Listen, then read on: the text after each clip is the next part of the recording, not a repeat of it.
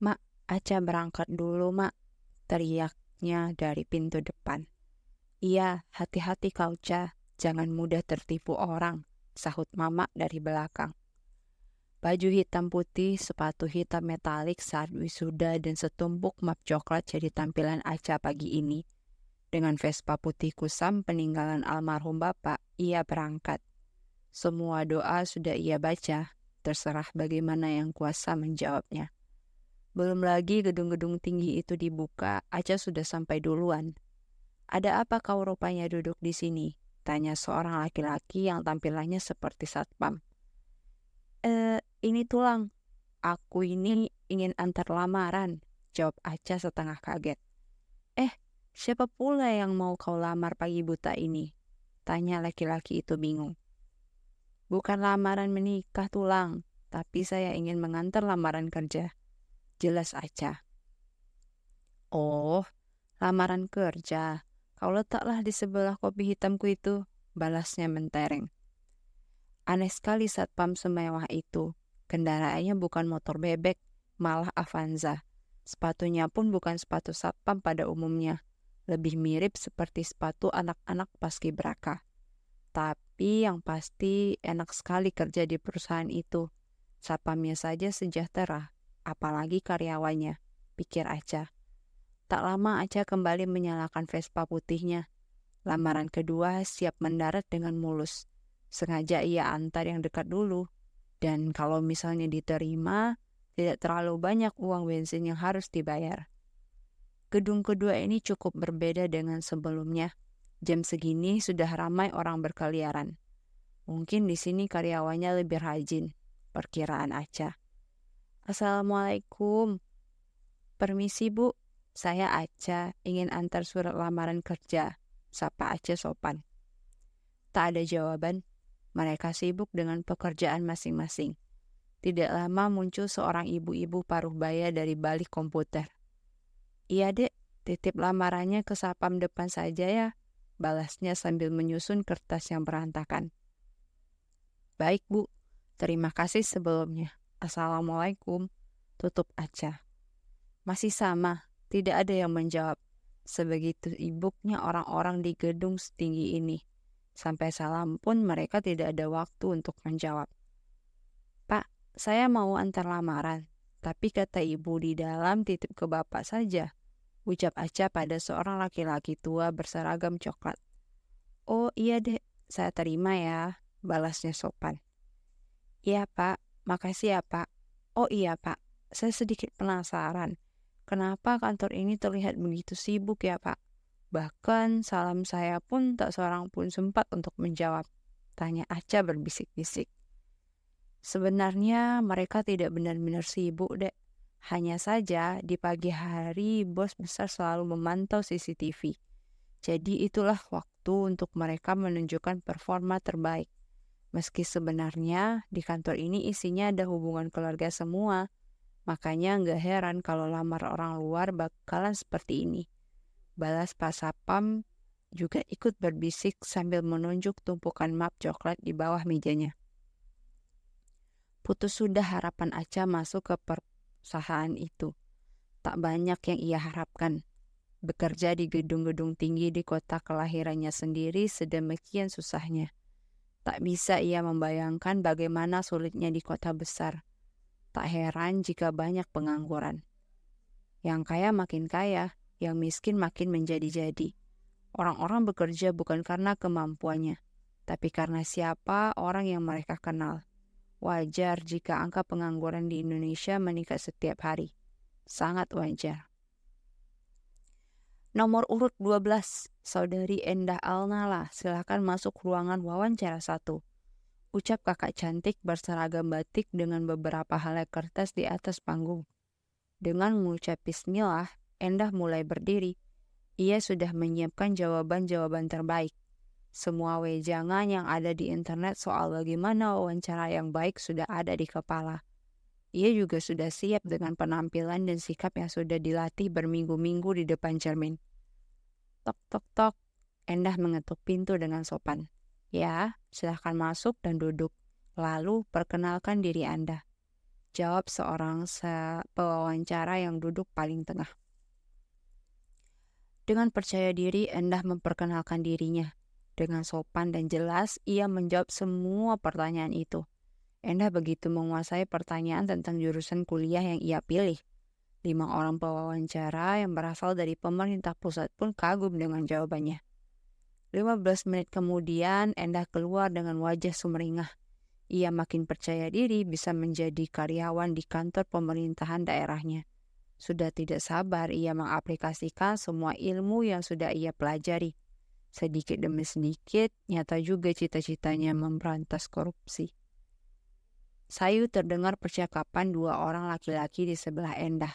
Pakaiannya sangat kusut, rambutnya sungguh tidak terurus, apalagi dengan sepatunya, terlihat seperti ingin pergi tamasya. Mereka tampak mengeluh satu sama lain. Percuma saja aku kuliah manajemen, tapi otakku kosong. Karena kan selama kuliah semua tugasku jogik yang kerjakan, ucapnya sambil geruk kepala. Tenang saja kau Noval, kita pasti bisa, yakin sama aku. Teman sebelahnya berusaha menenangkan. Ternyata masalah mereka itu. Memang bagi sebagian orang ilmu manajemen adalah susah. Itu semua karena mereka tidak belajar sungguh-sungguh dari awal. Tapi kalau dipelajari dengan baik pasti bisa, pikir Endah menanggapi. Satu persatu peserta wawancara keluar. Memang tidak sebanyak seleksi pertama, karena wawancara adalah ujian kedua setelah tes tulis. Setelah semua peserta selesai diwawancara, pihak panitia minta sedikit waktu. Mereka akan segera mengumumkan 2 orang yang akan lolos dan langsung bekerja di pemerintahan daerah. Semua peserta harap-harap cemas. 2 orang dari 30 yang ikut wawancara. Itu angka yang sangat sedikit. Seketika kamar mandi penuh. Bahkan yang perempuan ada antrian. Begitu deg-degan mereka mendengar hasil itu. Bekerja di kantor pemerintah cukup bergengsi. Meski banyak kabar mengatakan, untuk kerja di sana ada sejumlah uang yang harus dibayar. Tapi Endah mengingat pesan ayah. Sesuatu yang dimulai dengan ketidakjujuran tidak akan berakhir baik-baik saja. Sebentar lagi azan asar berkumandang. Tanggung rasanya jika Endah pulang dulu dan harus balik lagi untuk tahu hasil tes itu. Banyak peserta lain yang sudah mulai gelisah karena tidak semua rumahnya dekat dengan lokasi ujian.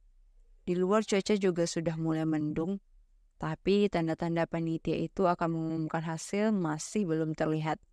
Dari pintu ruangan bertuliskan ruang wawancara 1, tampak keluar seorang bapak paruh baya berjas coklat.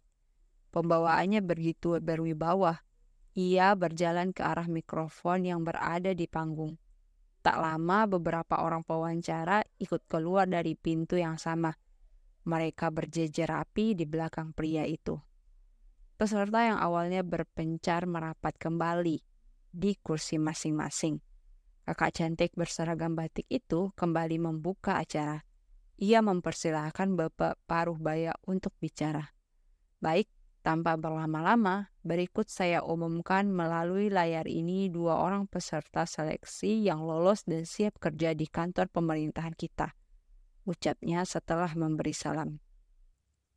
Petugas teknis tampak bersiap-siap. Musik pengiring menambah ketegangan.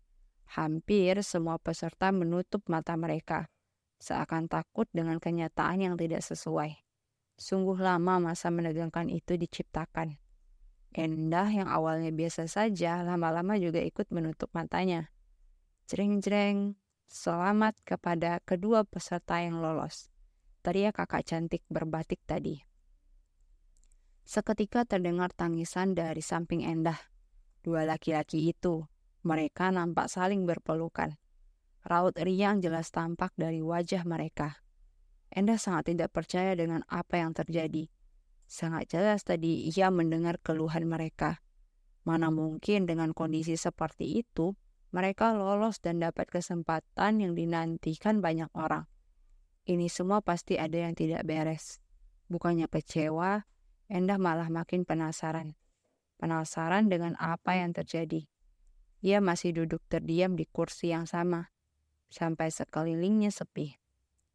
Dari sudut panggung nampak salah seorang pewawancara yang ada di ruangan tadi. Ia nampak berpelukan dengan salah satu dari dua laki-laki kusut itu. Tak lama datang pewawancara yang meminta Endah memperkenalkan diri, dan ia memeluk laki-laki satunya lagi. Sebenarnya apa yang terjadi? Endah makin penasaran. Karena sudah begitu sore, akhirnya Endah memutuskan untuk pulang. Ia berdiri di tepi jalan untuk menyetop angkot yang lewat. Tak lama dari halaman gedung wawancara tadi nampak laki-laki kusut itu dengan bapak pewawancara itu. Mereka menaiki mobil yang sama. Endah hanya tersenyum melihat kejadian itu. Mela, kamu pergi ke kantor dinas ya pagi ini. Ibu sudah buat janji dengan Pak Anwar. Beliau meminta tolong kamu untuk bantu anaknya lolos PNS. Katanya jurusan anaknya sama kamu. Beliau tahu kamu cum laude. Jadi ibu izin aja deh, ucap ibu di tengah sarapan pagi mereka. Hah? Emangnya boleh, Bu? Gimana caranya? Tesnya sangat ketat pula, balas Mela. Boleh lah, itu mah bisa-bisa aja, kata Pak Anwar. Kalau anaknya lolos, tahun depan kamu yang bakal dilolosin, sahut ibu merayu. Intinya tidak ada alasan untuk malah menolak. Ibu sudah sangat tergiur dengan tawaran Pak Anwar. Sesampai di alamat yang ibu berikan, Pak Anwar nampak menyambut Mela di ruang tunggu. Beliau begitu ramah, memperlakukan Mela seperti anaknya sendiri. Akhirnya kamu sampai juga. Gak nyasar kan Mela? Sambutnya ramah. Alhamdulillah enggak Pak, aman, jawab Mela. Alhamdulillah kalau gitu. Baba minta tolong sama kamu ya Mela. Kita ke ruangan ini, ucap Pak Anwar sambil mengarahkan Mela. Ketika membuka pintu ruangan yang berada jauh dari keramaian itu, Mela tercengang. Ia terkejut bukan main. Ruangan itu begitu canggih. Teknologi di dalamnya nampak sangat mahal. Di tengah ruangan nampak seorang laki-laki berbaju putih lengkap dengan dasinya duduk santai. Di depannya ada sebuah infokus besar yang menampilkan layar komputer laki-laki itu. Mela dipersilahkan duduk tepat di depan laki-laki itu. Di kiri dan kanannya nampak dua orang pegawai pemerintah dengan kalung coklat di lehernya. Mereka tampak sama dengan Mela. Diminta Pak Anwar untuk membantu anaknya. Pak Anwar mencoba menjelaskan bagaimana mereka harus bekerja. Tidak boleh satupun suara yang bocor ke komputer anaknya. Ujian ini sangat ketat. Dilarang mendapat contekan bahkan bantuan. Namun dengan kecerdikan Pak Anwar, semua berjalan dengan lancar. Ketika ujian dimulai, soal-soal akan ditampilkan lewat infokus. Masing-masing orang menjawab satu soal. Setelah jawabannya didapat, Mela dan dua orang pegawai itu cukup menekan tombol-tombol yang ada di depan mereka. Dengan begitu, anak Pak Anwar akan menjawab soal itu sesuai dengan warna lampu yang menyala. 1 jam 30 menit, waktu berlalu. Ujian itu begitu ketat, butuh ketepatan dan kecepatan dalam menjawabnya. Mela yakin dan percaya anak Pak Anwar lolos dengan sempurna. Bukannya sombong, jika Mela di posisi anak Pak Anwar, ia akan menjawab soal itu dengan percaya diri. Apalagi anak Pak Anwar dibantu oleh dua orang yang sudah jelas berkecimpung dengan dunia yang sama. 1 minggu setelah ujian itu berlalu, Pak Anwar kembali mendatangi rumah Mela. Ia membawa beberapa sembako dan pakaian. Sedikit ucapan terima kasih untuk Mela. Berkatnya, putra semata wayangnya bisa bekerja di badan usaha milik negara dengan posisi yang sangat bagus. Ibu sangat bangga pada Mela. Beliau tak lupa mengingatkan janji Pak Anwar pada Mela. Pak Anwar menyanggupi. Mela hanya bisa tertawa. Bukan karena tak sanggup, hanya saja ijazah belum keluar untuk bisa ikut ujian yang sama. Ternyata begini cara orang besar bermain, tungkas Mela. Lah, besok pagi kamu kerja di perusahaan teman papa ya? Jangan telat bangun, nanti papa yang malu, oke? Isi pesan WhatsApp Papa Lala malam itu. Seperti biasa, Papa Lala sangat sibuk, pulang tengah malam dan berangkat lagi di waktu subuh. Jangankan untuk saling bertemu dan menghabiskan waktu bersama. Untuk bicara saja, ia menggunakan pesan singkat lewat ponsel. Papa Lala tipe orang yang sangat bekerja keras. Maka tak heran jika ia sering mengajak anak-anaknya untuk jalan-jalan dan membeli barang mewah, meski itu jarang terjadi. Sifatnya yang selalu memerintah membuat Lala sulit menentukan hidupnya sendiri. Bahkan sampai tamat kuliah pun, ia masih dianggap seperti bayi. Selalu disuapi, mengambil keputusan yang berbeda pasti dianggap melawan. Sulit untuk Lala menemukan jati dirinya sendiri. Namun lama-kelamaan Lala sadar, ia sudah dewasa, sudah 21 tahun. Beberapa tahun lagi ia akan jadi orang tua seperti papa dan mama. Masa iya anaknya, papa dan mama juga yang mengatur? Sungguh malang nasib Lala. Dengan segala pertimbangan yang matang, kali ini adalah kali pertama Lala membantah kalimat papanya sendiri. Bukan ingin membangkang, tapi ia ingin mandiri. Keluar dari bayang-bayang orang tuanya yang kaya. "Pa, maaf, bukannya Lala bersikap tidak sopan. Lala ingin cari kerjaan di luar kolega papa. Lala takut mengecewakan papa," ucap Lala saat menghampiri meja kerja papa malam berikutnya. "Kenapa lah? Nurut aja apa susahnya sih? Lagian kamu gak bisa ngapa-ngapain juga tanpa papa kan?" Balas papa sambil mengemasi barang dan bersiap untuk pergi lagi. Lala sudah dewasa, Pak. Bukan anak-anak lagi. Lala sudah bisa menentukan jalan hidup Lala sendiri. Ucap Lala sambil menahan tangis. "Udah Lala, papa lagi banyak kerjaan. Gak punya waktu juga untuk berdebat sama kamu. Kalau kamu mau begitu, kita lihat saja nanti." Balas papa meninggalkan Lala yang masih menangis. Sakit rasanya diremehkan orang tua sendiri. Sejauh ini Lala sudah cukup menuruti semua perintah orang tuanya. Ia bahkan dicap antisosial karena papa dan mama yang terlalu selektif mencari teman untuk Lala. Lala sangat iri dengan anak-anak di luar sana. Mereka bebas menentukan jalan hidup masing-masing. Mereka punya harga diri, bukan dengan mudahnya diremehkan oleh orang tuanya sendiri. Lala berusaha mengirimkan lamaran dan portofolionya pada perusahaan yang ia minati. Tapi ternyata usaha papanya begitu besar. Semua perusahaan itu kolega papa Lala. Dengan entengnya mereka menolak lamaran Lala. Ya, itu semua atas perintah papa Lala sendiri. Lala sempat frustasi dengan hidupnya. Ia